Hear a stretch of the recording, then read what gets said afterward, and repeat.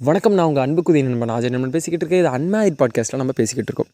2 வருஷத்துக்கு முன்னாடி முதல்ல என்ன நண்பன் சொல்லி ஒரு விஷயம் ஸ்டார்ட் பண்ணும்போது எனக்கு தெரியாது. 2 வருஷத்தில் நான் இவ்வளோ இந்த அளவுக்கு நான் எனக்குள்ள ஒரு மாற்றம் இருக்கும் அப்படின்னு. ஏன் அப்படிங்கிறதுனா, இன்றைக்கி என்னோடய பிறந்த நாள், அஜய் நண்பனோட பிறந்த நாள். அவன் இப்போ 2 வயசு முடிஞ்சு 3வது ஆண்டில் கால் எடுத்து வைக்கலாம். ரொம்ப சின்ன பையன், வெளி உலகத்தை தெரிஞ்சிக்க ஆரம்பிச்சிட்ருக்க ஒரு பையன். கொஞ்சம் அரசியலில் ஈடுபாடு இருக்கக்கூடிய பையன். அரசியல் அந்த நகர்வுகள்லாம் பார்க்கும்போது கொஞ்சம் இன்ட்ரெஸ்டிங்காக இருக்கே அப்படின்னு யோசிக்கக்கூடிய பையன். மனிதத்தை நேசிக்கணும்னு நினைக்கிற பையன். நேசிக்கிறானான்னு தெரில, பட் நேசிக்கணும்னு நினைக்கிற பையன். இயற்கை மேலே ஆகப்பெரிய அன்பு கொண்ட ஒரு பையன். எங்கேயோ அவனுக்கு தோன்ற விஷயத்த அப்படியே பேச முயற்சி பண்ணிகிட்டு இருக்க பையன்.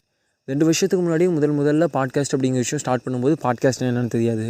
இந்த பாட்காஸ்டிங்க்கு இவ்வளோ பவர்ஃபுல்லாக இருக்குன்னு தெரியாது. இன்றைக்கி பாட்காஸ்டிங்கிறது வேறு லெவலில் ஒரு க்ரோத்திங்கில் இருந்துகிட்ருக்கு. அப்படி ஒரு பாட்காஸ்டிங்கில் அப்போ அவன் இதுப்பான்னு தெரில.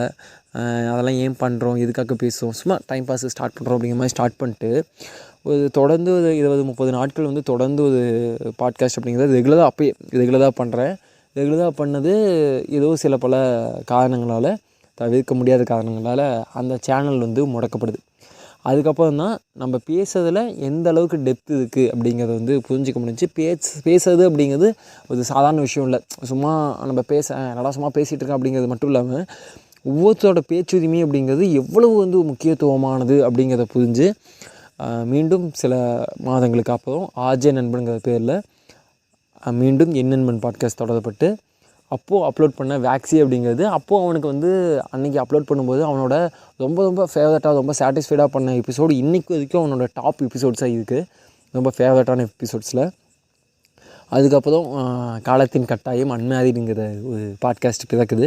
அது ஆக்சிடென்டலாக தான் பிறந்துச்சு. அதை தொடர்ந்து எபிசோட் பண்ண ஆரம்பித்தேன். 1 மினிட் பாட்காஸ்ட்டும் பண்ண ஆரம்பித்தேன். அதுவே அதுக்கப்புறம் அஜய் நண்பனுக்கு ஒரு அடையாளமாக மாறிட்டு இருக்கு. என்னை சுற்றி என்னோடய க்ளோஸ் சர்க்கிள்குள்ளே என்னோடய அடையாளம் என்னை முன்னுரிமைப்படுத்துறது என் நண்பன் அப்படின்னு நான் சொல்லிப்பேன். ஆனால் எனக்குன்னு சொல்லி என்னோடய க்ளோஸ் ஜோனுக்குள்ளே அப்படி இருந்தாலும், என்ன வெளியே இந்த ஜோனை விட்டு நான் வெளியே போகும்போது என்னை அடையாளப்படுத்துறது இந்த அன்மேரிட் பாட்காஸ்ட் அப்படிங்கிறது. இன்னொன்று, எனக்கு என் நண்பன் பாட்காஸ்ட் எந்த வகையில் எனக்குள்ள ஒரு இம்பேக்டை க்ரியேட் பண்ணிச்சுன்னு சொல்ல முடியல. ஏன்னா மேபி நான் பேசுவேன், எனக்கு பேசுறது பிடிக்கும் அப்படிங்கிறதான் அந்த லெவலில் தான் இருந்தேன்.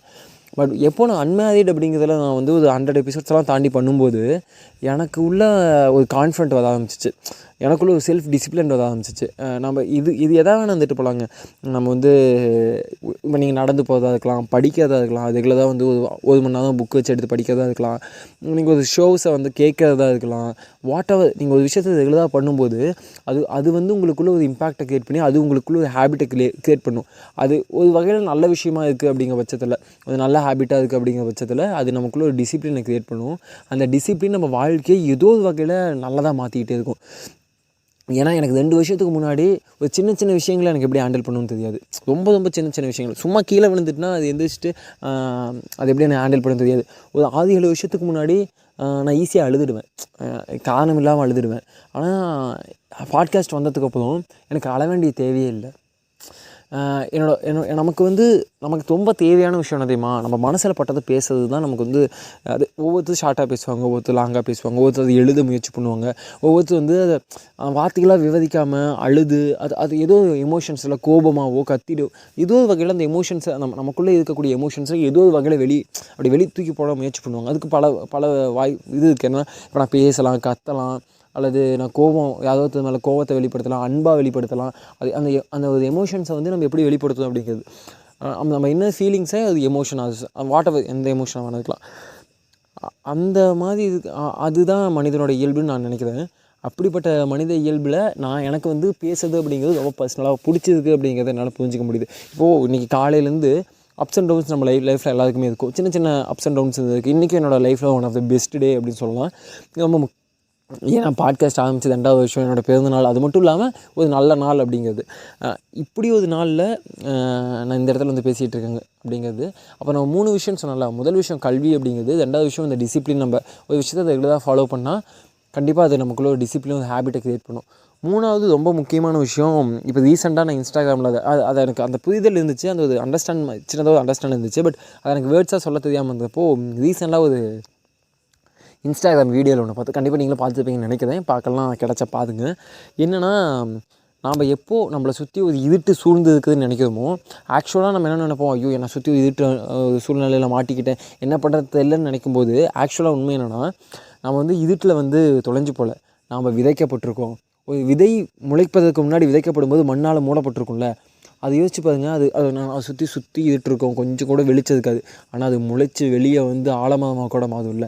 ஸோ நம்ம உலகத்துக்கு நம்மளை எப்படி காமிச்சிக்கணும்னு நினைக்கிறோமோ, முதல்ல அந்த ஃபஸ்ட் இம்பேக்டில் இந்த உலகம் நம்மளை அப்படி தான் பார்க்க ஆரம்பிக்கும்.